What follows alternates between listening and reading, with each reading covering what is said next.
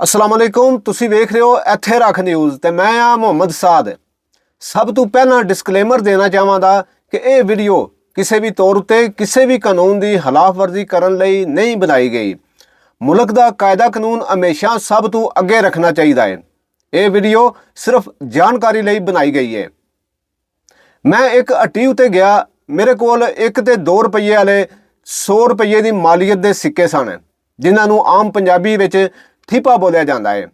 हट्टी वाले नूं दिते ते उन्हें ठीपे लैन तो इनकार कर दिता। मैं सोची पै गया, ये पाकिस्तान की सरकार ने करंसी के तौर पर जारी किए हुए ने, कि वक्त आ गया है कि हट्टियां वाले लै ही नहीं रहे। असी इस मुद्दे उत्ते पहला गल करांगे मुल्क यूक्रेन की। उत्थे एक बार बर्फबारी चौखी सारी हो गई सी ते पाले नाल बुरे हाल सन। सड़कां राह बंद, लोग घरां विच डक के रह गए सन, बालन भी मुक गया। यूक्रेन की सरकार ने एक अनोखा फैसला किया कि दूर दराडे के इलाके जिथे बालन वाते कख भी नहीं सी, उन्हां घरां लई मीडिया उत्ते ऐलान किए कि सरकार तुहाडे घरां विच बालन आप पहुँचावेगी हैलीकैप्टरां राही। लोग सोचन लग पे कि हैलीकैप्टरां राही किन्ना को बालन किन्ने घरां विच सुट्टिया जावेगा।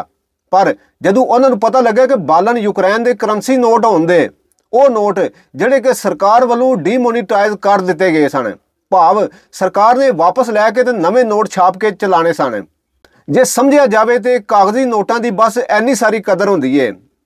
अज जे सरकार वालों ऐलान कर दिता जाए कि फलानी तरीक नूं 5000 का नोट बंद किया जा रहा है, उस तो बाद भावें तुहाडे कोल करोड़ां अरबां रुपये भी होण ते वो रद्दी दे भाई बालन दे भाई विकन दे अते ठीपे भावें सरकार उन्हां नूं रद्द भी कर छड़े, 100 वरियां बाद भी ठीपे की कदर उस वेले के भाव के मुताबिक ही होवेगी जो भाव उस धात का चल रहा होना है। पहला एक अवला जिहा एक वाक़या सुनो, फिर तुहानूं असीं विखाने आ पाकिस्तान के 1 रुपये ते 2 रुपये 5 रुपये की मौजूदा कीमत कितनी वध चुकी है। मैं गुआढ़ी देश भारत के एक बहुत बड़े व्यापारी मुकेश अंबानी के बाप धीरू भाई अंबानी की एक कहानी पढ़ी सी कि उन्हें ठीपियां तो कितना लाहा कमाया, फायदा कमाया। वो व्यापारी जदों माड़े हालातां विच मुल्क यमन विच सी, मुल्क यमन विच उन्हें उत्थे दा एक ठीपा वेख्या। उसने ठीपे उत्ते गौर किया तो उन्होंने लग्या कि यह ठीपा जिन्नी मालीयत का है, यहदा भार मौजूदा मालीयत तो वध है। जदों ठीपे नूं तोलिया तो वाकई यह ठीपा भारा निकलिया। मुकेश अंबानी के प्यो ने हौली हौली यमन देश के ठीपे खरीदने शुरू कर दिते। उन्होंने ठीपियां नूं पिघला के ते धात बना के बेचना शुरू कर दिता। एक वेला वो भी आ गया कि उस मुल्क के सारे ठीपे धीरू भाई अंबानी ने पिघला के बेच दिते। उत्थे दी सरकार नूं बादू समझ आई कि की चक्कर चलिया साडे नाल। इस वेले पाकिस्तान विच भी जो ठीपे चल रहे ने उन्हां उत्ते गौर करिए ते साडियां भी अखां खुल जाणियां चाहीदियां ने।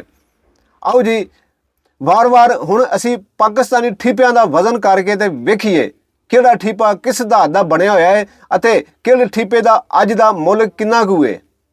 सब तो पहला तुहानूं विखाने आ 5 रुपये वाला ठीपा, ए वाला। ਇਹਦਾ वजन वेखने कितना है, 6 ग्राम वजन है। असी वेखने किन्ने को चढ़ते ने ते किलो ते।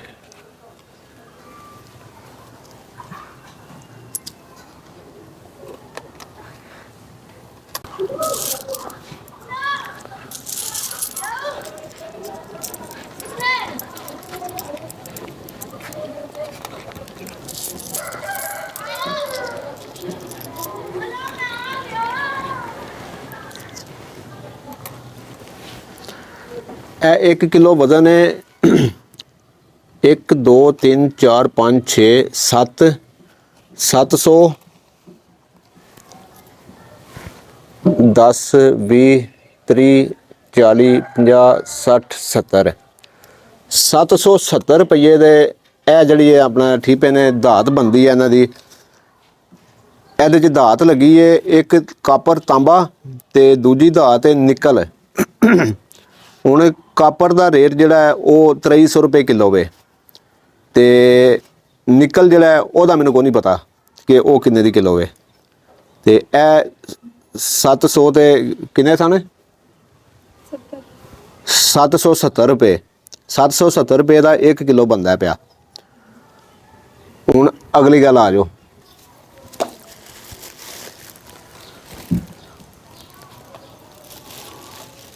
1000 रुपये मालीयत दे ए ठीपे ने 1-1 रुपये वाले सिल्वर दे।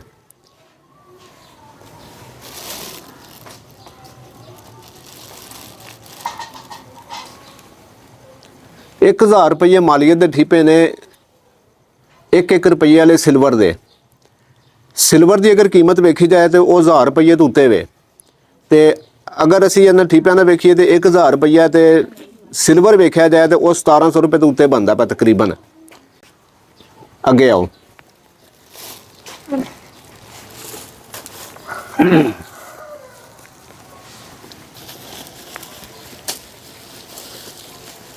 ए ने 2-2 रुपये वाले ठीपे, ए भी 1000 रुपये की मालीयत दे 500 ठीपा है। इनू तोलने कितना को बनता है।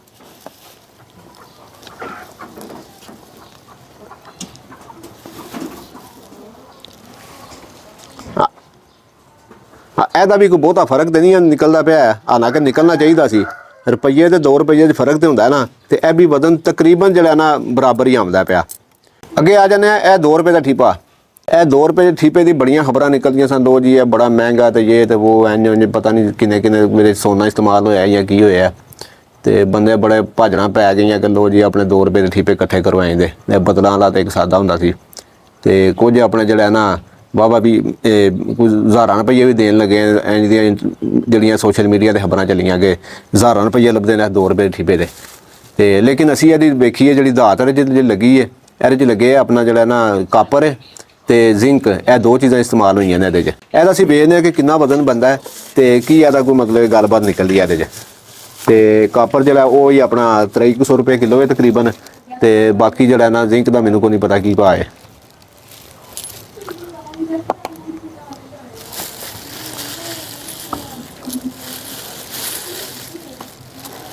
ए 200 ठीपा है तो 400 रुपया है, 400 रुपये मालीयत दी। यह बन गया तकरीबन 1 किलो। 400 रुपये का 1 किलो एरे धात है, 400 रुपये मालीयत दी। तो वजन एदा 1 किलो वे। कि अगर तुसी जे बिलफर्ज तांबे का रेट वेखिए तो 2300 रुपया है। तो उस हिसाब नाल वेखो कितना बड़ा फर्क है। तो इत्थे 1 किलो तकरीबन किलो तो मैं 2-3 ग्राम घट ही है। तो वो तुसी आपे अगली जी कैलकुलेशन कर लो कि कितना महंगा बनता पाया। अगे आओ, अगला ठीपा साढ़े को 10 रुपये वाला। यह 10 रुपये मालीयत का ठीपा है। तो यह जो इस टाइम चलता पाया, तो यदी जी है ना धात लगी है इनू ब्रास पित्तल। हुण असी 100 ठीपे गिने ने, 100 ठीपे वेखने कि यह जो ना अपना ब्रास पित्तल जो है किन्ने को बंदे ने। ये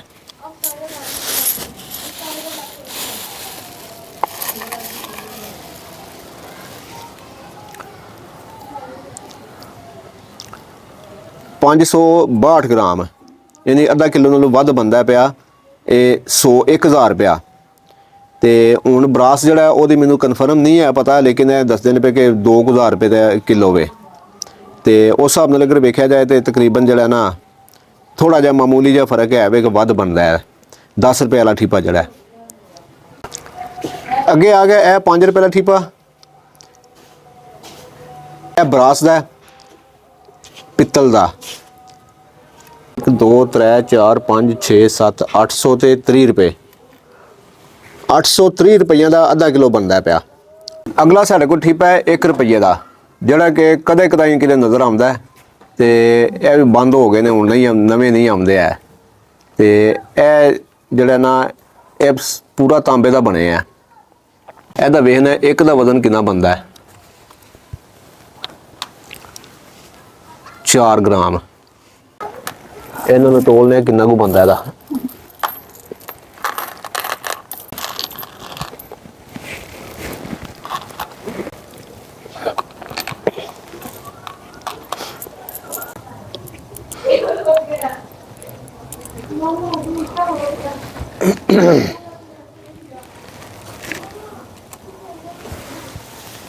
ये 155 रुपये का 622 ग्राम बनता पाया। 622 ग्राम तांबा अद्धा किलो तो वध। तो 2300 रुपये तो घट्टो घट्ट तो किलो जो है ना 2300 रुपये का घट्टो घट्ट 1 किलो लभदा है तांबा।